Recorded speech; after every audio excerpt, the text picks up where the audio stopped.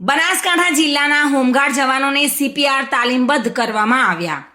દરેક ઘરમાં એક જીવનરક્ષક હેતુ અંતર્ગત બનાસકાંઠા જિલ્લામાં ફરજ બજાવતા હોમગાર્ડ જવાનોને COLS ટ્રેનિંગ પ્રોગ્રામ અંતર્ગત તાલીમ આપવામાં આવી હતી, જેમાં ડમી પર CPR કેવી રીતે આપી શકાય તે અંગે વિસ્તૃત જાણકારી આપવામાં આવી હતી. તેમજ રૂબરૂ તાલીમ આપવામાં આવી હતી. જીવનમાં અણધારી આવેલી આફત દરમિયાન જીવન રક્ષક બનવાની તાલીમ ક્યારે કોઈનું અમૂલ્ય જીવન બચાવી શકે છે તે અંતર્ગત ઇન્ડિયન સોસાયટી ઓફ એનેસ્થેસિયા તથા Indian medical association Deesa branch દ્વારા CPRની માહિતી અને માર્ગદર્શનનું ડમી પર તાલીમનું આયોજન કરી અને IMA ભવન ડીસા ખાતે કરાયું હતું, જેમાં 340 જેટલા હોમગાર્ડ જવાનોને તાલીમ આપવામાં આવી હતી. આ બાબતે Indian society of anaesthesiologist association ડીસાના સેક્રેટરી ડોક્ટર દીપકભાઈ પરમારે જણાવ્યું હતું કે અત્યાર સુધી બનાસકાંઠા જિલ્લાને 640 જેટલા હોમગાર્ડ જવાનોને